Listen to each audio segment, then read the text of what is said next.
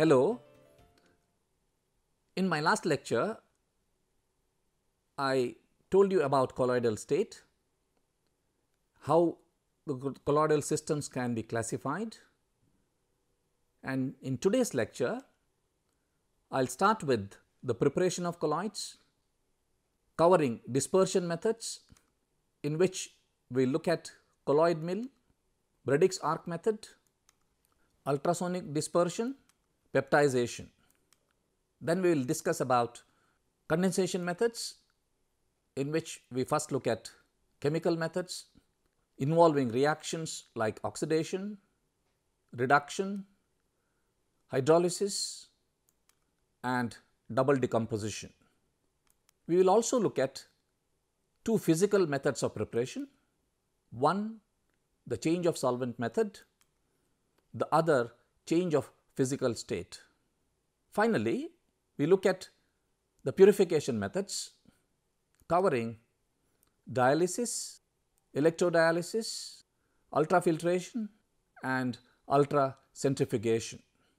Now, as we have mentioned yesterday, lyophilic salts are the ones in which there is affinity between the disperse phase and the dispersion medium, and hence it goes without saying that it should be very easy to prepare lyophilic salts. Like starch, for example, if you simply mix it with hot water, it goes into the colloidal state. Same is the case with gelatin. But it is not easy to prepare lyophobic salts. As the name tells us, there is no affinity between the solvent, that is the dispersion medium, and the solid, that is our dispersed phase. And because of that, special methods have to be devised in order to prepare lyophobic salts. Now, let us look at the special methods that can be divided into two categories. One, the dispersion method, the other condensation method. Now, how do they differ? We have seen that colloidal dispersions are intermediate between true solutions and suspensions. So, we have two methods in which to start with from either direction. We can start with coarser particles and try to break them down into colloidal range. That is the essence of the dispersion method, whereas in the condensation method, we start from the true solutions and then try to build up aggregates of atoms, molecules or ions of colloidal dimensions. Let us start with the dispersion methods. What is the principle? The principle is that we try to subdivide matter into colloidal dimensions by using various techniques. So, the particle growth has to be prevented when we break them down. Maybe we have to add stabilizer to do that. And some of the methods that are covered under this are mechanical methods of dispersion, where we use a colloid mill, Bredik's arc method, in which we try electrical dispersion, ultrasonic dispersion, where we use ultrasonic waves, and peptization, where we try to use some electrolytes or even water to bring about degradation of particles to lower size, that is colloidal range. Let us first look at the colloid mill. As I told you, the larger particles are broken down to colloidal range by mechanical means, by grinding. But it is observed that it does not lead to extensive subdivision. There is a limit. The colloid mill consists of two heavy steel discs which are separated by a narrow gap, maybe almost in touch with each other. And this gap can be adjusted to get the salts of desired size. The two discs rotate at high speed, very high speed, in the opposite direction. And we can see that in the figure. you can see the two discs in touch with each other. They are rotating in opposite direction, and there is a provision to add the coarse suspension of the material whose sol we want to prepare.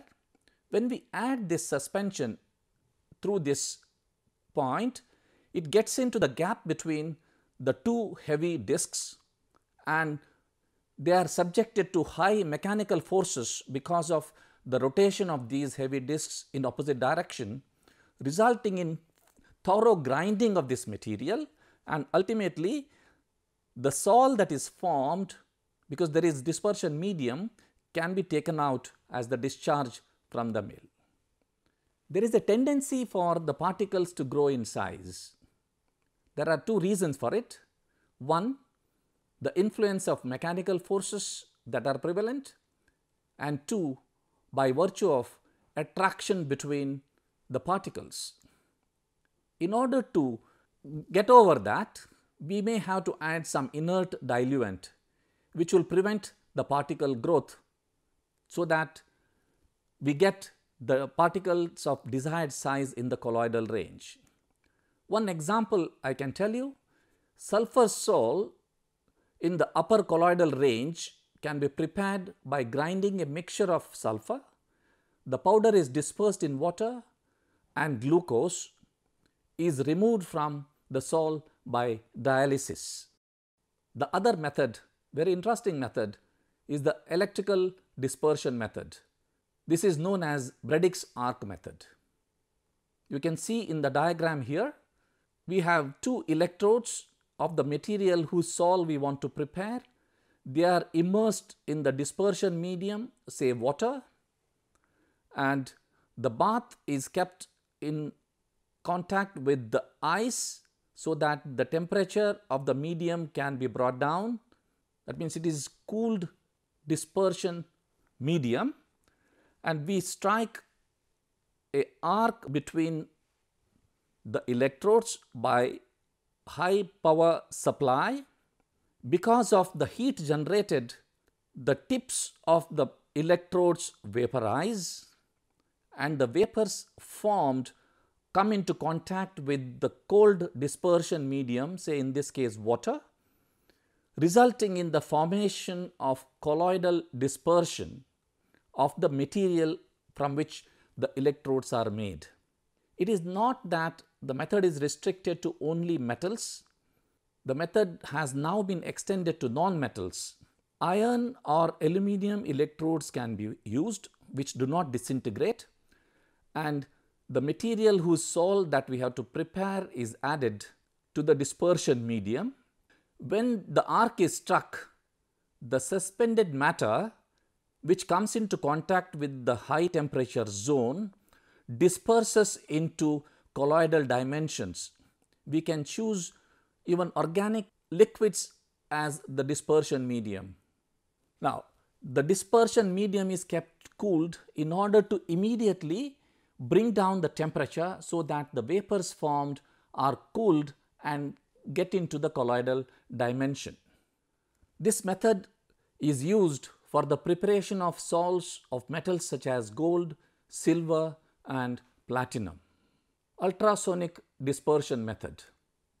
These are the two scientists, Robert Wood and Alfred Loomis, are the first ones to use this method for the preparation of colloidal dispersions. What are ultrasonic waves? Ultrasonic waves are high frequency waves, and they are sound waves, of course, and these waves can be produced when quartz crystal discs are connected with high frequency generator. Various substances like mercury, oils, sulfides and oxides of metals can be dispersed into colloidal state easily by this method. Peptization method. Peptization is a method of breaking down the freshly prepared precipitate particles into particles of colloidal size. In gravimetric analysis, you might have come across this problem of peptization. The instructor must have told you not to wash the precipitates excessively with water. There is a fear that the precipitate may go into solution, and that's exactly what is happening. The peptidization process is on and water is responsible for it. So, what do? You add suitable electrolytes, and these electrolytes break down the precipitates into smaller colloidal particles, and these electrolytes therefore are called peptizing agents. Even water can act as a peptizing agent. Now, let us extend our discussion to condensation methods. As I told you in the beginning, condensation methods are the ones in which we start with atomic or molecular level material and try to prepare aggregates of colloidal dimensions. So, what do you do in this case? We start with some chemical reactions in the hope that they form insoluble products, but we control the size of the product to colloidal dimensions by suitable means. And we can use various reactions, and it is possible to get higher degree of dispersion by this method.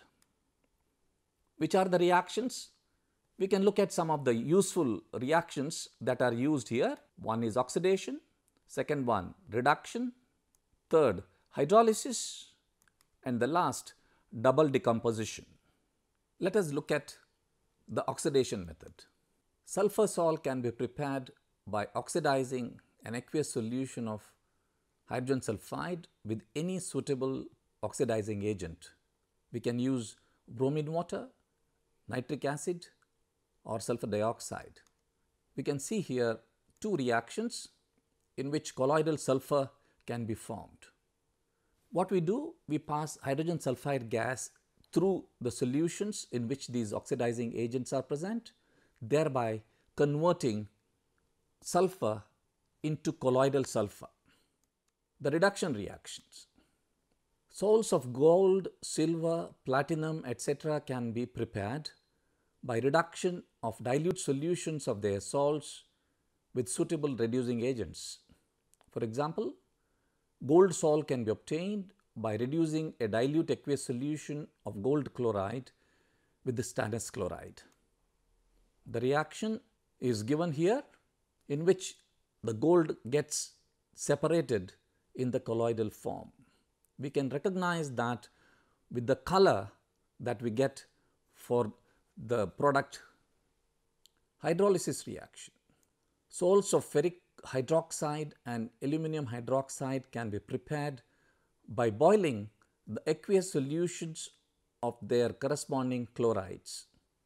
Now, we know that these are the materials which can be easily hydrolyzed, and therefore, it becomes very easy for us to prepare salts of such precipitates. Ferric hydroxide gets separated in the colloidal form. The distinct color can be used to recognize the formation of ferric hydroxide salt, which is colored reddish brown. We can also use double decomposition reaction. The salts of inorganic insoluble salts such as arsenious sulfide, silver halide, etc. may be prepared by using double decomposition reaction. The best example that we have is the preparation of arsenious sulfide salt. We can pass H2S through a dilute aqueous solution of arsenious oxide, which is cooled. When we bubble H2S through it, we can see the formation of arsenious sulfide salt according to the reaction given here. It is also possible to prepare salts by easier methods like change of solvent. You take a true solution of the material of which you want to prepare the salt and then pour that solution into a non-solvent. That means another solvent in which the substance has relatively lower solubility, and you get the salt. It is very interesting also to look at, if you take chloroform and shake it with water, and we know that chloroform has finite solubility in water. And if we cool this mixture to lower temperatures, we can get a sol of chloroform. The example that we have for the change of solvent, sulfur sol can be prepared by passing its solution, or rather pouring its solution in alcohol into water. Why this happens? Why the sol is formed? Because sulfur has very limited solubility in water. So, as we change the solvent from alcohol to water, the sulfur tends to come out, and it comes out in the colloidal state. Even we can use change of physical state. Colloidal dispersions of certain elements such as mercury and sulfur can be obtained by passing their vapors through cold water containing a suitable stabilizer. An ammonium salt or a citrate will facilitate the formation of salts of these materials. It is interesting at this stage to know something about nucleation and growth, which are actually important in the formation of colloidal dispersions. The formation of a new phase during a precipitation reaction involves two steps. One, the nucleation; the other, the crystal growth. Their relative rates determine the particle size of the precipitate. Which one should be higher? Let us look at it. The higher rate of nucleation will lead to higher degree of dispersion, because there is no time for the particles to grow. They nucleate and remain in that stage, and more such nucleation will lead to formation of more number of particles with the same material. Therefore, the size restriction is there. Generally, dispersions formed are polydisperse, but it is possible to prepare monodispersed salts under controlled conditions. There is no time to go into the details of it, but in some cases like polymers, polymer latex can be prepared by emulsion polymerization, where we control the size of the particles in the uniform narrow range. After preparation, it is very important for us to purify the colloidal dispersions. The colloidal dispersion as formed contain impurities, especially in the form of ions, that means electrolytic impurities. It is necessary to remove these impurities in order to purify these salts. But we must remember that small amount of electrolytes are necessary for the stability of the salts. We can see that why at a later stage. There are certain methods which are generally used for purification of colloidal dispersions or salts. They are dialysis, electrodialysis, ultrafiltration, and ultracentrifugation. Purification by dialysis, let us first look at. The word dialysis was coined by the father of colloid science, Thomas Graham. He is the one who first made a dialyzer and brought about the separation of the salts from the electrolytic impurities. We can define dialysis as the process of separating the impurity particles of true solution dimensions, the so-called crystalloids, from the impure salt by means of diffusion through a suitable membrane such as parchment paper or cellophane membrane. Let us look at the dialyzer. We can suspend a bag in which we have taken the colloidal dispersion which is impure and which we want to purify. This bag is made up of cellophane membrane, for example, and that is dipped to the level so that the salt inside the bag is submerged, and we know that the parchment membrane is permeable to the dispersion medium which is kept in the tank. It is possible for the pure dispersion medium to get into and get out of the parchment membrane. The ionic impurities that are present in the salt can permeate outside, but the colloidal particles which are larger in diameter will be prevented from diffusing out. That means with the passage of time, the ionic impurities that are present inside the bag slowly diffuse out because of the concentration gradient. The impurities get collected in the dispersion medium. Therefore, we need to continuously change the dispersion medium. We can supply dispersion medium from here and then can take it out, but the process is extremely slow because these small molecules or ions have to diffuse out, which is a limiting factor. But we can make the process faster by applying an electric field, and in such a case the process is called electrodialysis.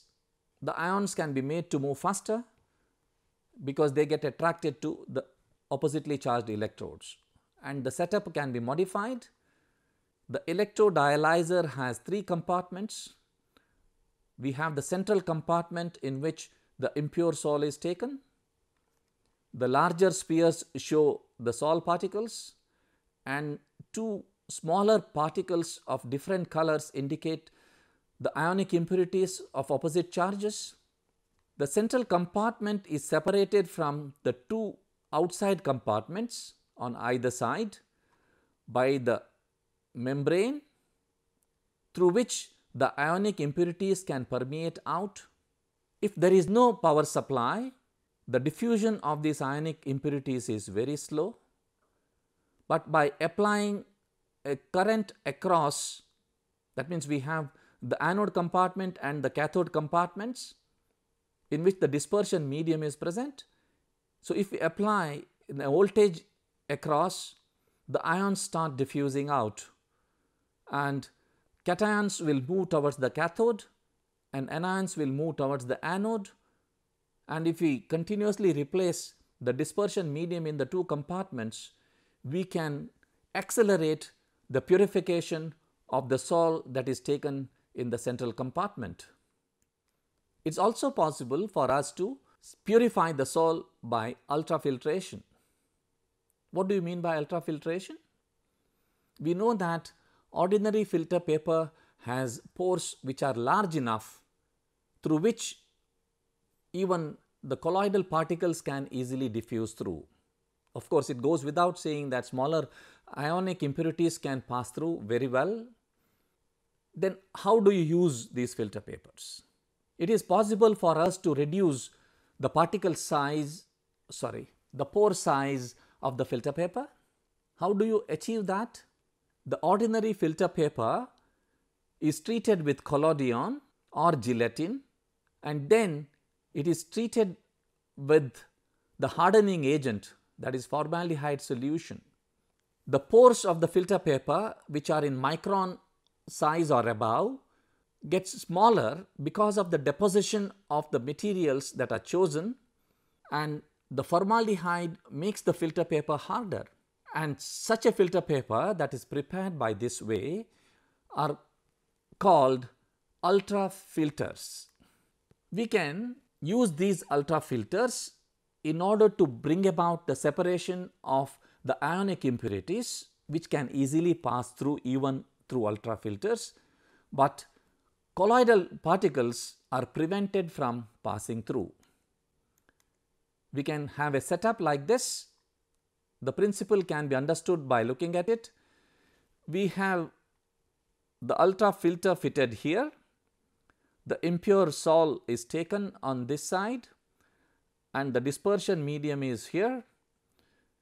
We can apply pressure in order to make the movement of the particles across the membrane easier, as the dispersion medium along with the impurities that are present permeate through the ultrafilter.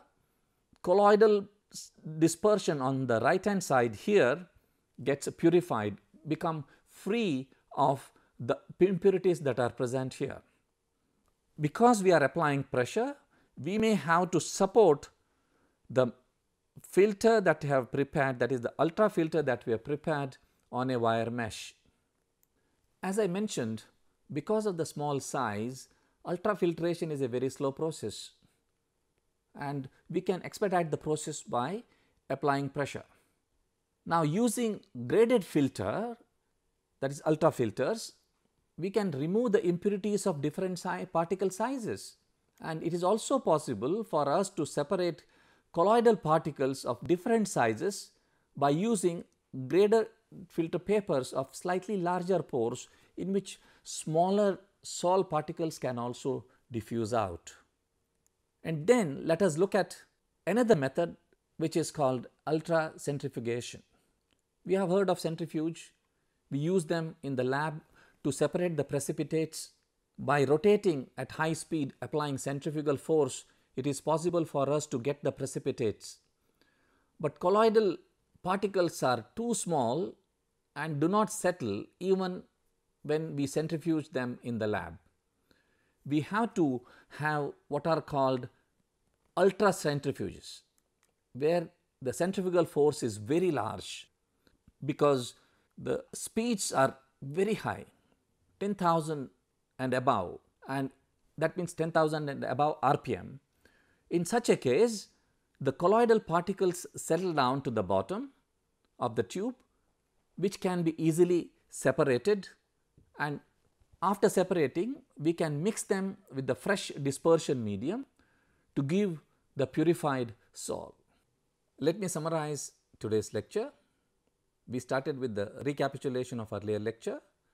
Then we looked at the preparation of colloids and covered dispersion methods such as colloid mill, Bredick's arc method, ultrasonic dispersion and peptization.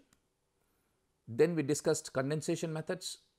First, the chemical methods covering oxidation reactions, reduction, hydrolysis, double decomposition, and finally we looked at physical methods of preparation, in which we looked at change of solvent and change of physical state. Also, the purification methods we discussed, which included dialysis, electrodialysis, ultrafiltration and ultracentrifugation. In my next lecture, I will discuss the properties of colloids. Colloids show very interesting properties, and I am sure you will like them.